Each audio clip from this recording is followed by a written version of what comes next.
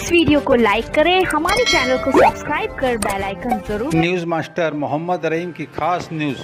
भुसावल 7 मई शाम 8 बजे रावेर लोकसभा भाजपा के उम्मीदवार ताई रक्षा जी निखिल खरसे इनकी प्रचार में महाराष्ट्र राज्य के उप मुख्यमंत्री देवेंद्र जी फडणवीस की जाहीर सभा मातृभूमी चौक में। 50 कोटी लोक ज्यांच्या घरी चुलीवर स्वयंपाक व्हायचा त्यांच्या घरी गॅस पोहोचवला 55 कोटी। आज आपण पाहू शकतो गेल्या 10 वर्षामध्ये माननीय मोदीजींनी ज्या प्रकारे या देशामध्ये परिवर्तन केलं, आपलं काम चालू आहे ना। जगातले लोक आश्चर्य करतात, जगातले अर्थशास्त्री आश्चर्यचकित झाले। आज ते मोदी मॉडेलची चर्चा करतात की 10 वर्षामध्ये मोदीजींनी 25 कोटी लोकांना गरिबीच्या बाहेर काढलं। 25 कोटी लोकांना 10 वर्षामध्ये 20 कोटी लोक जे झोपडीत राहायचे, जे कच्च्या घरामध्ये राहायचे, त्यांना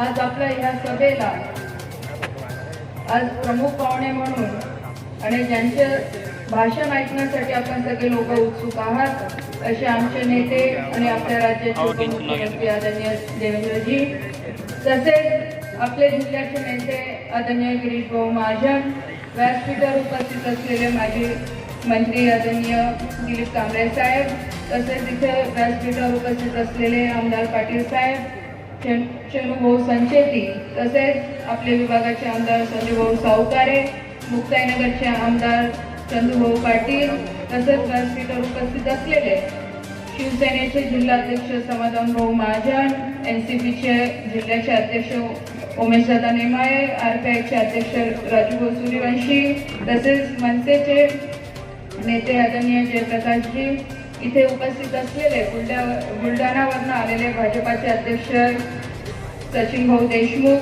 आपले रावेर विभागाचे भाजपाचे अध्यक्ष अमोलदादा, त्याचप्रमाणे निवडणूक प्रमुख नंदूभाऊ महाजन, महिला अध्यक्ष रंजनाताई, व्यासपीठावर उपस्थित असलेले मकासरे साहेब, तसेच उल्हास पाटील साहेब व महायुतीचे सर्व नेते, सर्व सन्मान्य व्यासपीठ आणि माझ्यासमोर उपस्थित असलेले, आज खास करून आपण सगळे इथे या निवडणुकीला पूर्ण ताकदीने समोर जाण्यासाठी आलेले सर्व माझे कार्यकर्ते, बंधू, भगिनींनो, पत्रकार मित्रांनो, आज आपल्याला सगळ्यांना बघून आणि ह्या 10 वर्षामध्ये जी आपण सगळ्यांनी जी मला साथ दिली ते नक्कीच शब्दात सांगण्यासारखं नाही आहे। पण ह्या 10 वर्षामध्ये मी सुद्धा प्रामाणिकपणे प्रयत्न केला की या मतदारसंघासाठी, या जिल्ह्यासाठी जे जे काही मला शक्य होईल ते काम करायचं नक्कीच मी प्रयत्न केलेला आहे। आणि मी आपल्या सगळ्यांच्या आशीर्वादाने मी माझं भाग्य समजते की ह्या 10 वर्षामध्ये आदरणीय मोदी साहेबांच्या नेतृत्वामध्ये मला काम करायची संधी मिळाली। आणि ह्या 10 वर्षामध्ये आदरणीय मोदी साहेबांनी विकास कामांच्या बद्दल आपल्याला सगळ्यांनी या देशाला तर सांगितलं, पण त्याचबरोबर सगळ्यात महत्त्वाचा विषय आदरणीय मोदी साहेबांनी आमच्यासारख्या युवा, महिला, सगळ्या लोकप्रतिनिधींना जो संदेश दिला असेल आणि जे शिकवलं असेल ते राष्ट्रभक्ती शिकवली की आपण ह्या देशामध्ये राहणारे नागरिक आहोत। आपलं प्रथम कर्तव्य आहे की राष्ट्रभक्ती आणि राष्ट्रासाठी आपल्याला सगळ्यांना कार्य करायचं आहे, हे आदरणीय मोदी साहेबांनी शिकवलं। आज विरोधक इथे विचारतात किंवा टीका करतात की 10 वर्षामध्ये रक्षाताईंनी काय काम केलं, पण मी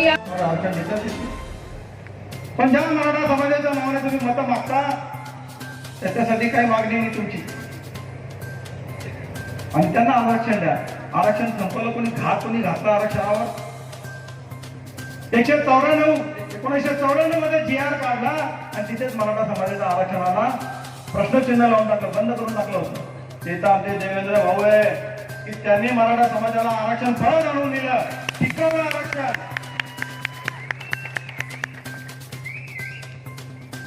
आणि म्हणून मित्रांनो, हे झालं सगळं, पण आता नेमके भाऊ आमच्या मागण्यास राहून गेले। कामं तर तुम्ही खूप दिली, म्हणजे माझ्या आमदारकीची आता 3री टर्म आहे. पण भाऊ या 2 वर्षामध्ये जी कामं तुम्ही मला दिली आहे, त्या 2 वर्षामध्ये जेवढी कामं मिळाली माझ्या आमदारकीच्या पूर्ण टर्ममध्ये ती कामे मिळाली नाही. जवळपास 1000 कोटीच्या वर कामं माझी सँक्शन झाली. 1000 कोटीच्या वर. 540 कोटीचे फक्त वरणगाव उपसा दरवेल सिंचन योजनेचं तुमचं पाईपलाईन आहे. जवळपास 250 कोटीचे रस्ते दिले. 25-15 मध्ये किती वाले 25 कोटी दिले. 45 कोटी नगर विकास मधून शिंदे साहेबांनी दिले. असे कितीतरी काम आहे की या शहरामध्ये मंजूर केलेले नाही. ते केवळ आमच्या सरकारच्या माध्यमातून आहे. तर ते 2.5 वर्षाच्या सरकारमध्ये एक काम मंजूर होत नव्हतं. सगळी कामं कोणाची मंजूर होत होती? हातको पैसा. ते प्रशिक्षण केंद्र, मुस्लिमांसाठी प्रशिक्षण केंद्र बांधणार, त्याला पैसा. त्यांना अल्पदरात कर्ज देणार, त्याला पैसा. आणि पण आम्ही पण आहोत ना, त्यांना द्या, आम्ही नाही कुठे बोलतो, पण आमचा कशाला बोलताय? पण भाऊ तुम्ही मला खूप दिलं आहे, परंतु तुमचं देण्याचे नेचर असल्यामुळे काही प्रश्न माझे प्रलंबित आहे. ते तुम्हाला सांगतोय, ते प्रलंबित आहे. त्याला असं काही दिलं नाही असं नाही आहे. भुसावळला अमृत योजना सँक्शन झाली. त्या भुसावळचा सगळ्यात मोठा प्रॉब्लेम असेल तर तो पिण्याच्या पाण्याचा आहे. अतिशय प्रॉब्लेम, म्हणजे 10-10 दिवसांनी पिण्याचं पाणी येतं. अगदी बाजूला तापी नदी आहे.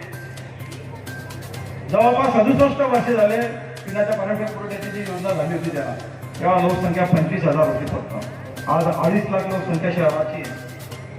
म्हणजे जवळपास 67 वर्षानंतर तीच योजना सुरू आहे. त्याच्यामुळे पिण्याच्या पाण्याचे प्रचंड हाल होत आहे. म्हणून तुम्ही मला अमृत योजना सँक्शन करून दिली होती. 90 कोटी दिलं तेव्हा दिले होते, पण त्याला टेक्निकल प्रॉब्लेम आलेले खूप. त्याच्यानंतर 154 कोटी रुपये वाढवून दिले. परत 154 कोटी परत सँक्शन केले त्या योजनेसाठी. पण भाऊ त्याची एक बैठक घ्यावी लागणार आहे. माझी विनंती आहे की आचारसंहिता संपल्यानंतर पहिल्या गाडीने ती बैठक लावा, की जेणेकरून माझ्या भुसावळचा आणि वरणगावचा पिण्याचा प्रश्न सुटेल.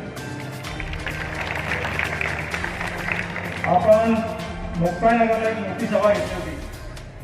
तिथे भुसावळला अद्ययावत बस कोड बनवणार म्हणून घोषणा केली होती. पण दुर्दैवाने काम परत लागू करू, म्हणजे देशाचे परत 2 संविधान. आतापर्यंत जे काँग्रेसमध्ये संविधान नव्हतंच त्याच्याबद्दल तर कधी बोललेच नाही. पण 370 कलम परत लागू करू म्हणजे परत 2 संविधान तयार होतील. मग तेव्हा संविधानाचा अपमान होतोय, तेव्हा संविधान संपत नाहीये का? 3 त्याला परत मिटवून टाकू म्हणजे परत जे आमच्या मुस्लिम भगिनी आहे, परत त्यांना नरक यात्रा सोसायला लागणार. परत नवऱ्याला मूळ पडला त्या तलाक जा घरी. म्हणजे महिलेला तर त्याच्याकडे काही स्थानच नाही आहे. आणि त्याला दुजारा एक काँग्रेस सरकार देतात.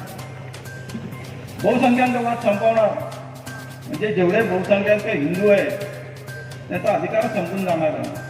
त्यांचे मॅनिफेस्टो असे मॉब लिंचिंग थांबणार. म्हणजे तुम्ही जर मुस्लिम बांधवांविरुद्ध काही बोलले, जसं आता अॅट्रॉसिटीचा कायदा आहे तसा कायदा लागू आहे, त्याच्या विरुद्ध बोलले जा जेलमध्ये. खूप शब्द पण काढायचा नाही. मॉब लिंचिंग म्हणजे त्यांनी जर दगड फेकले, हाणामारी केली, दंगे मशी केले, काही केले तरी त्यांना कैद नाही. जे ते काही करतील तर त्याला शिक्षा नाही, त्याला पकडायचाही नाही, तो कायदा रद्द करणार. म्हणजे अशा पद्धतीचे हे घोषणापत्र लिहित आहे. याच्यावरून जर आपण समजा की याची नियत काय चालली आहे, म्हणजे हिंदू राष्ट्र काढण्यात